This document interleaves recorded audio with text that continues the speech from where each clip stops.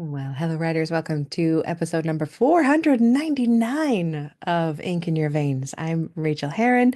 I am so thrilled that you're here with me today as I'm talking to Aimee Phan, who was fabulous. We are talking about writing as a refuge, and I really like this idea of it's always waiting for you. Right now, while you're listening to this, your writing is waiting for you patiently. It knows you're coming back. We also talk about how writing and revision is layering and how to believe that our characters are real people. So stick around for the interview. What has been going on around here? I am still getting better. Oh my goodness. I am taking rest seriously as a job. This is not the first time I've talked about this on this show, but it is the first time I've ever used Boss as a service to help me with it. I have talked about Boss as a service on here before. It is something I'm always kind of tempted to cancel. It's one of those monthly expenses, but when I use it, I do get a lot out of it.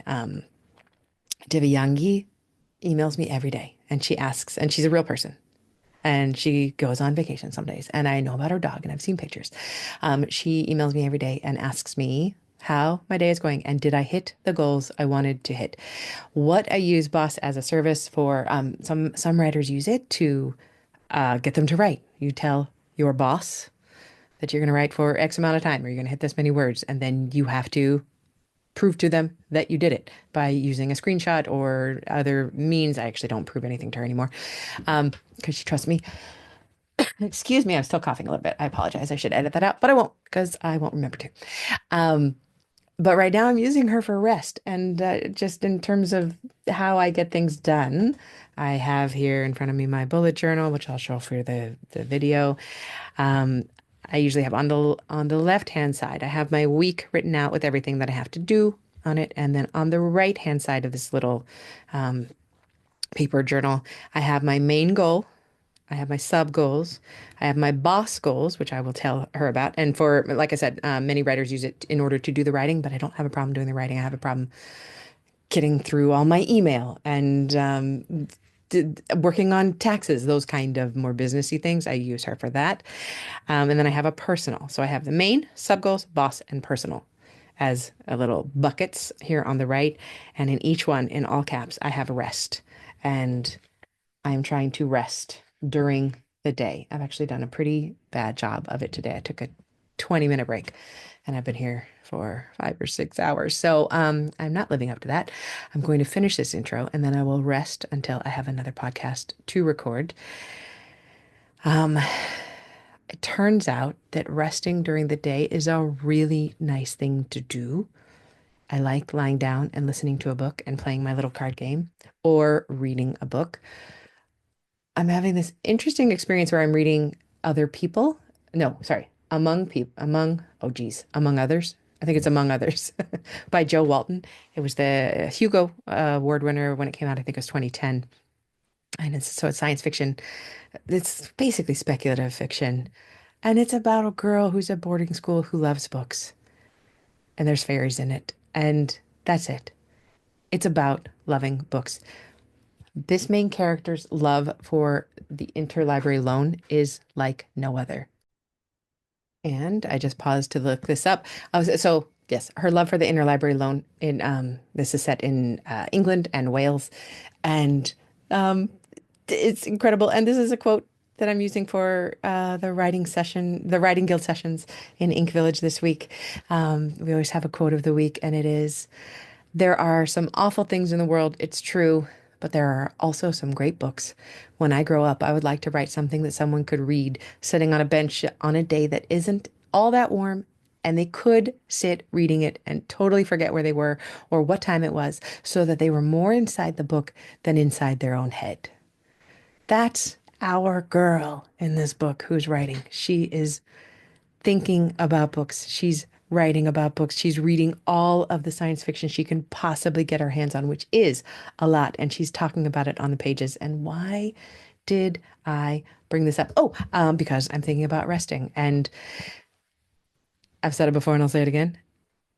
It is really important to have a book on the go that you love, that you cannot wait to get back into. If right now you don't have a book on the go that you cannot wait to get back into, then it is your job. I give it to you as your job right now to, if you read on Kindle, download 30 sample chapters. If you have a Libby membership, oh, if you have a Libby membership and it's connected to your e-reader, like your Kindle, what I love to do is I go into the available now button and then I sort by popularity, or I really love to sort it by random and then the time when it came out, and then just start getting book after book after book after book and starting those books and not stopping until you have found the book that grabs you so hard you cannot wait to get back to it again tomorrow. And that helps me rest. If I have those books, I have about 10 of them on the go right now, but right now I'm thinking about among others. So please do that. It's the best thing we can do for our writing brains, and rest is apparently something good for all of our human physical bodies and brains as well. That's my job right now. What else did I want to tell you about? Nothing much. I haven't told you about my email newsletter list recently.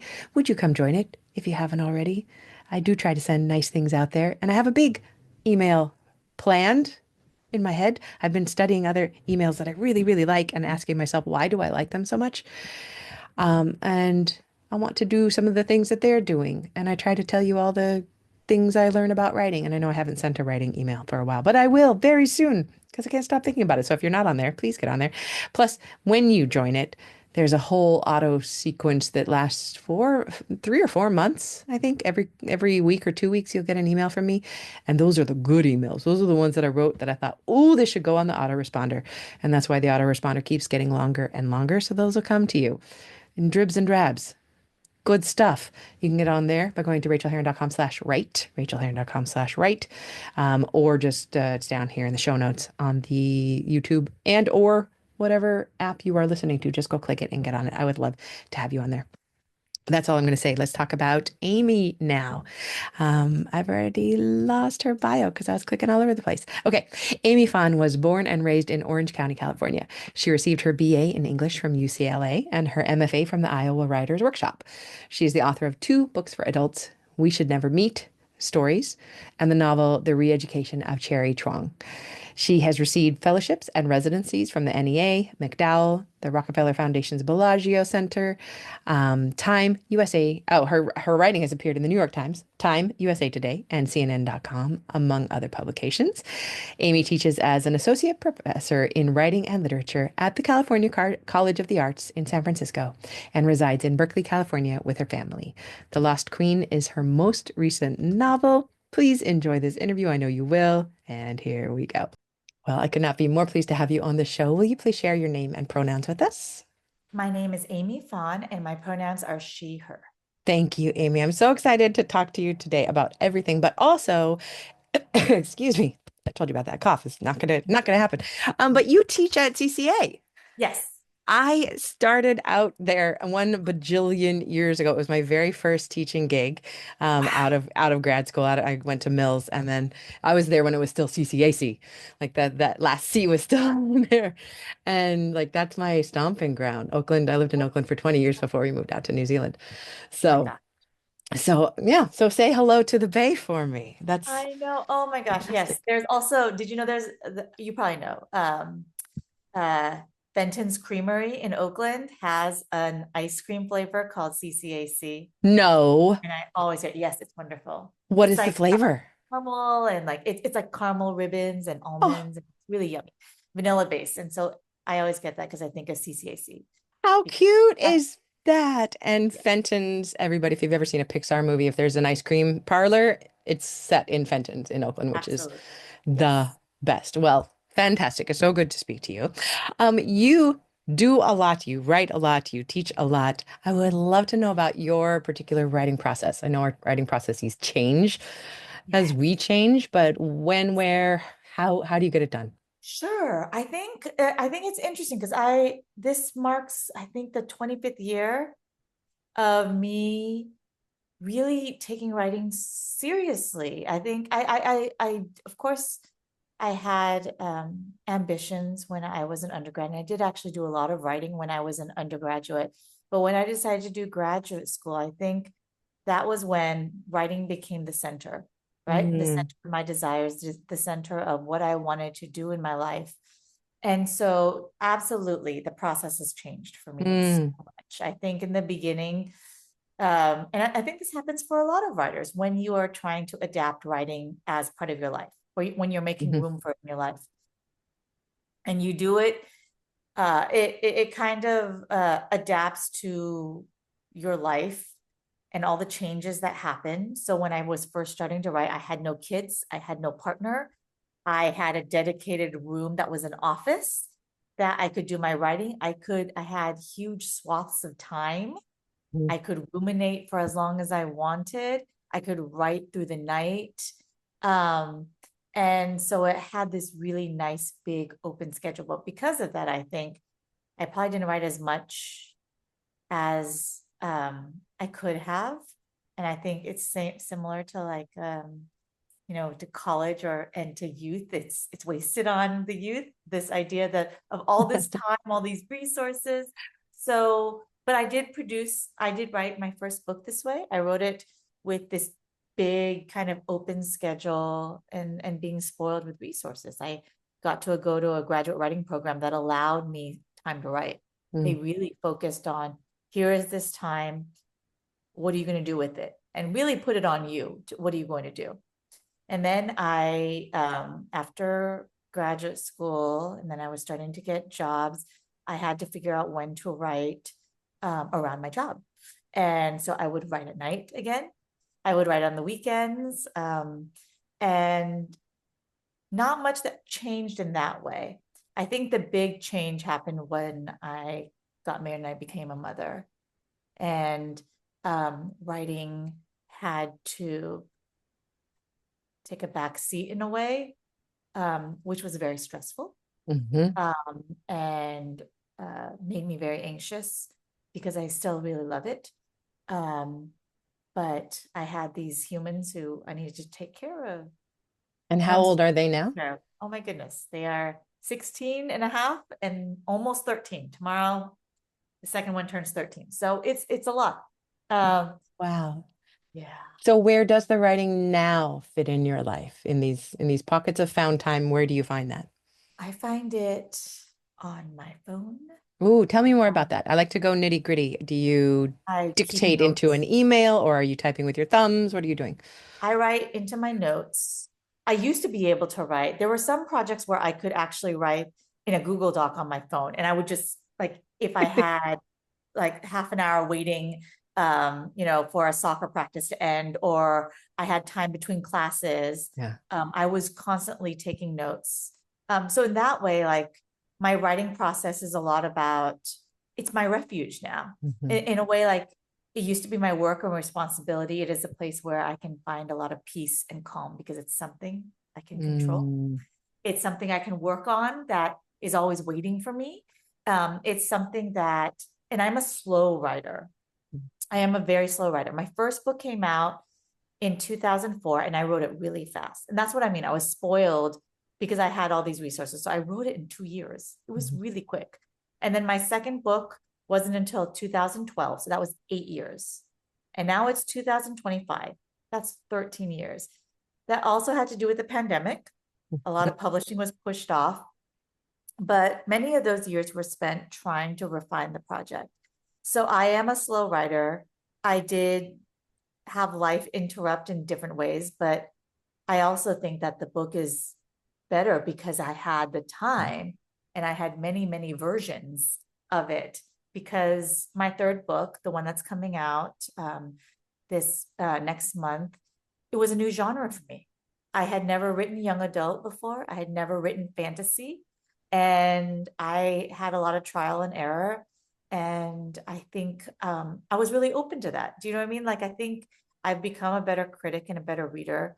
But when you are writing, you're always starting over every day, you know? Mhm. So, in that way, I've become really patient with it and realizing that the project will stay with me. I also forget a lot of things, so I have to go back and remind myself about details of a project. And but that adds, Yeah. that allows me to have fresh thinking sometimes with the characters and the plots.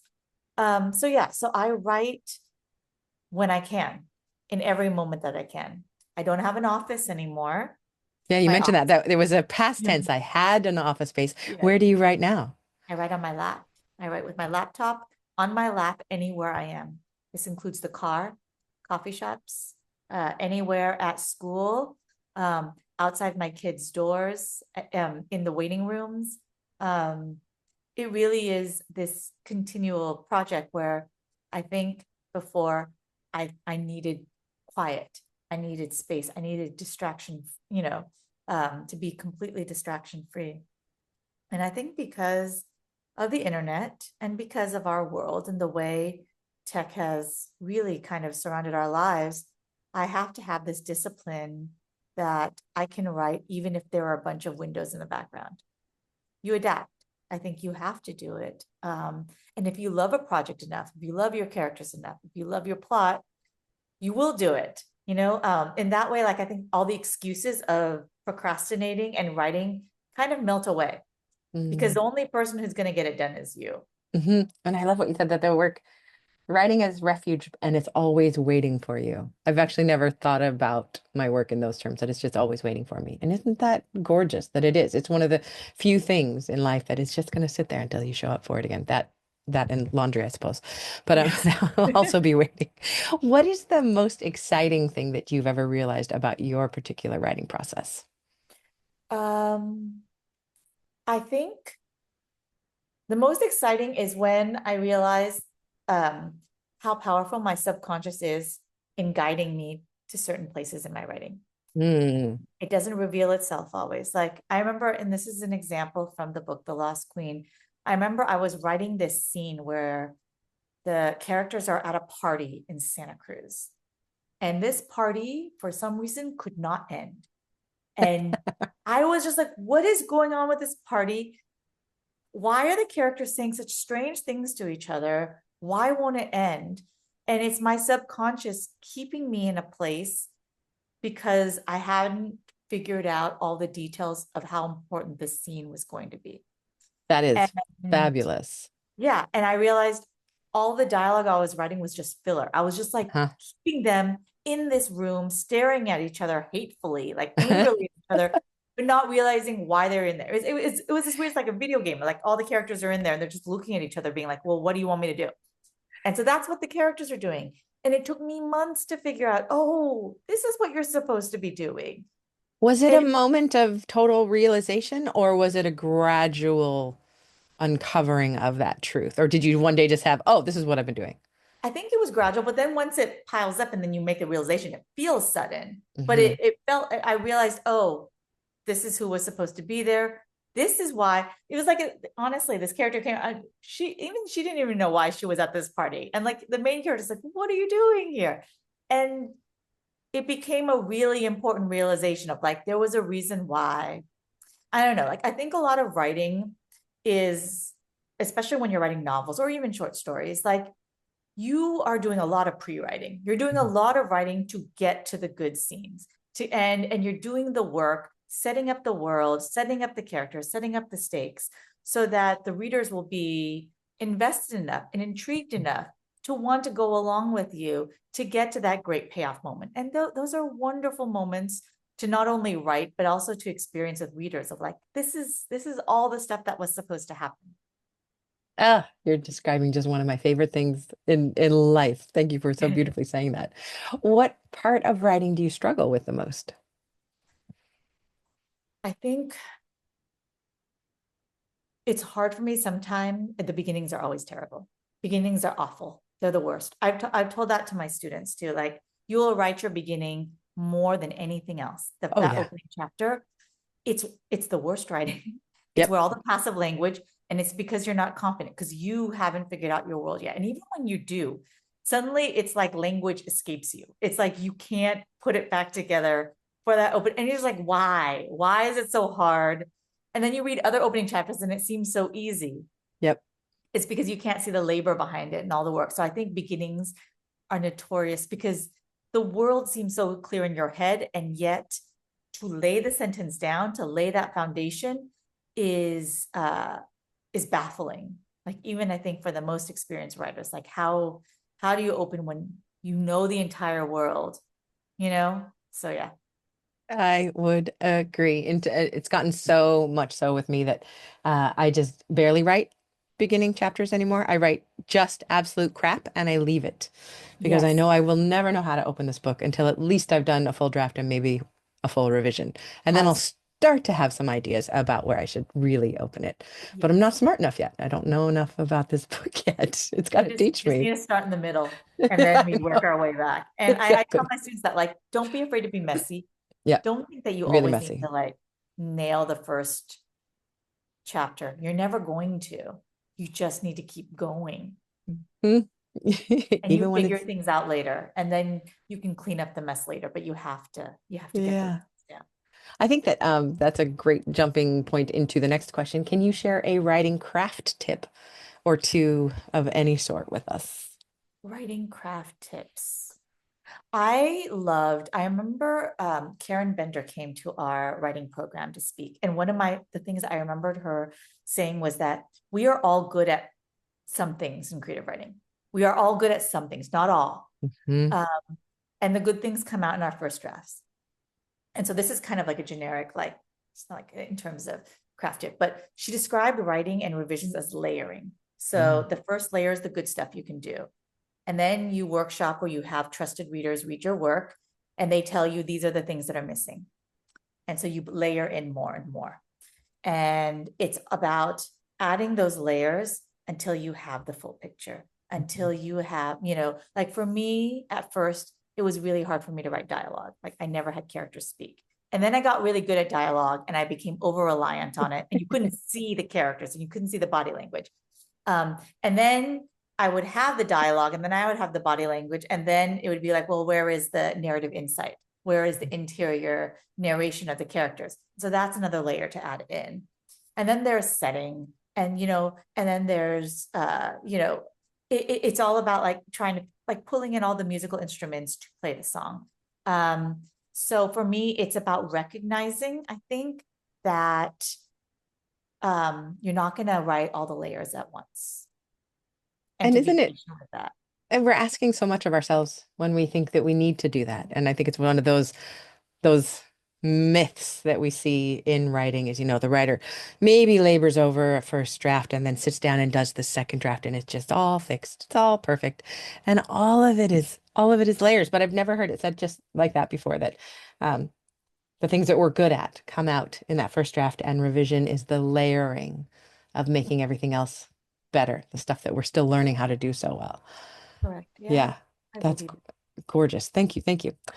What is the kindest thing that you've ever done for yourself as a writer? Oh my gosh. I wish I could do more kind things. That's a very interesting question. What is the kindest thing? Hmm. Well, clearly I'm not a quick writer. I'm not fast. I am not a fast writer. Um, and I think writers put a lot of pressure on themselves to produce quickly. Um, there are some things that I can write quickly. Like I'm very good at journalism. I'm good at like the personal essay. Like I can, because those are one and done. Those are Hmm. really novels are harder. Short stories are harder. I think, oh, the kindest thing I've done as a writer, probably I really have to love my characters. Like really, Mm. like I have to like believe that they're real people. And so when I go to readings, I think that's the most common uh comment or feedback I get from uh those beautiful audience members who come to readings where they say, I love how you talk about them as if they're real people.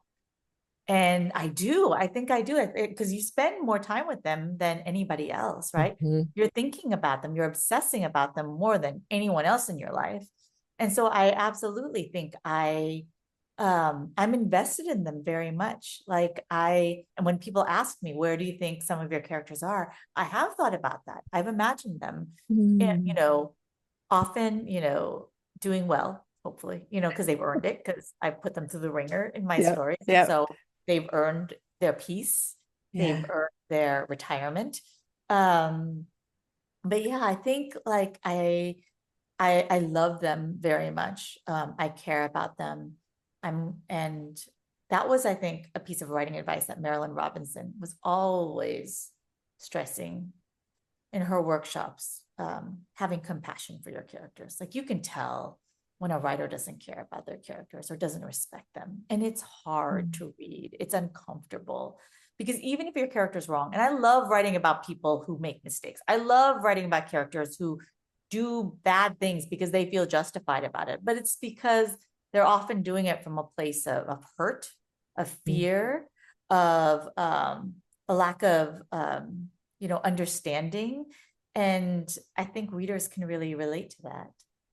At what point during the writing do your characters become real to you? And I know that this can vary from writer to writer, but mine, for my main character or characters, usually isn't until at least the second draft that I really start believing that they're Oh. real. The first draft, they can be a little bit cardboard. Oftentimes, the side characters walk on fully formed, but And then that it's like the special, main character. Yeah. yeah, that's That the feels like main a character. shell. Yeah, Yeah. yeah, and it No, I takes me a totally while get to it. usually inhabit her. Where does that happen in your process? I think it's when they do something wrong. I love that. When I they think screw it's up. when, I think it's when it's not only that. It's not only when they make a mistake and they genuinely make it and they enter it sincerely. Um, but it's also when they can admit they made the mistake Mm. and they decide they're going to do something about it. That's my favorite moment for characters who feel absolutely downtrodden, like they've just been beaten up by the plot, and then they stand back up and Mm. we're going to keep going. And it's a great moment, and readers are there for it because they are Mm. reading, they're invested, they want the characters to get up, they want their characters to fight. And so it's a wonderful moment for me to write when they have admitted their mistake, they figured out like everything is against them, but they're still going to stand up and they're still going to be like, okay, I'm going to figure this out. That makes me want to cheer just right now, in the middle of any story. That's when I want to cheer. Can you tell us about a specific moment when you first felt you had ink in your veins? Oh gosh, I think when I was little, I would read, and if I was really inspired by a story, I would want to write it myself. I would want to rewrite it. So I would love to rewrite. I thought I was so smart. Oh, these fairy tales. Oh, Cinderella is so insecure. Oh, she doesn't have a backbone. I'm going to write when she does have a backbone, like not realizing, of course, we're supposed to recognize that and understand that. And of course, readers are supposed to react. Um, for me, I think that was when I wanted to take the wheel, be like, oh, no, no, no, no, no, no. I can do this and I can do it better, in my, Yes, when when you you're wanted little. to take Yeah. the wheel. Yeah. Yes. But it's also just like getting inspired and realizing, I want to do this too. I wanted to be part of the conversation. I think when I was younger, I mostly read books from, the canon. I was reading books about characters who didn't look like me. And so when I suddenly started reading and finding the few books where there were characters that looked like me and shared the same like backstories me or background, I was like, oh, people could care about these stories, and I think that was like really inspiring and really motivating. I think we underestimate how important it is to be able to recognize yourself in those stories. Mm. And that is what you are doing too, what you are giving to the world. And Oh, by thank the you. time this comes out, this podcast comes out, your new book will be out, so people will be able to go get it. And I will ask you about that in just one second. But before we do that, can you tell us about the best book that you've read recently and why you loved it? Best book that I've read recently. I am currently reading it right now. It's Ooh. fascinating. It's James. I know it's Percival Everett's James. It's really good. I knew it was going to be good, but honestly, like when you hear about the premise of it, this retelling of Huck Finn, you think, oh, okay, it's just going to offer like, about, the other side. You don't realize how deep he gets And in. tell me the name of this. James Oh, it's just by called James. Percival Everett. Yes. Oh, So by it's a Percival Everett. retelling. I did hear that it was coming out. And it Yes. is that good, huh? It's uh what's nice about it is again, it starts off really funny, kind of clever, playing with this idea of like, you think you know the story of Huck Finn. We're gonna tell you the other side, ha ha. And then it gets really, really deep and dark and sad, but then redemptive and hopeful. And you're like, wow. Um, it delivers. And this is why I think it's it's a book that I keep thinking about, and I keep rereading chapters. And that's why it's taking me so long to read it. It's just, Ooh. you realize like he took a premise, he took a challenge, this, because this isn't the first um retelling, like Mhm. a reshaping of a canon, seeing a different point of view. But I think it just goes so far and so much, and it Mm. surprises you. It still manages to surprise you. And he had that moment that you talked about, the ink in the veins, like I can do this my way, and I'm going Yeah. to do this my way. Speaking of doing things your way, can you tell us a little bit about The Lost Queen? The Lost Queen, yes. So The Lost Queen is a young adult fantasy, and it is inspired by the Vietnamese myth of the Chung sisters, the Hai Ba Chung. And these are the two warrior queens of Vietnam who rebelled against the Han Empire to establish the Kingdom of Vietnam. And they did this with a predominantly female army. And this was back in ancient Vietnam. And the legend goes that they ruled for 3 years before they were taken over again by the Han Empire. And instead of surrendering to the Han Empire, they drowned themselves in the Hat Gan River, or they threw themselves off a cliff. So it varies, but they always died. And so my book reimagines what if they didn't die? what if what if they were reincarnated into two teenagers living in San Jose, California? Yes. And so um, for me, I really wanted to create a story that I wished I could have read when I was young. Um, and to imagine what it's like to have this kind of power, this heritage, this royalty, when you're in high school. And that is a time when you feel rather helpless, rather Mhm. voiceless and weak, to realize that you could be a queen, you could be a god. I cannot wait to read it. It Oh, is thank you. ticking all of the boxes on my wanting list. So thank you for writing it. Thank you so much. And where can we find you out there? Um, you can find me. I'm on the social medias, and I have a website, and it's all at aimeephanwrites.com. And I am on Instagram and TikTok. Perfect. Thank you so much, Aimee. This has been an absolute delight. Thank you so much, Rachel.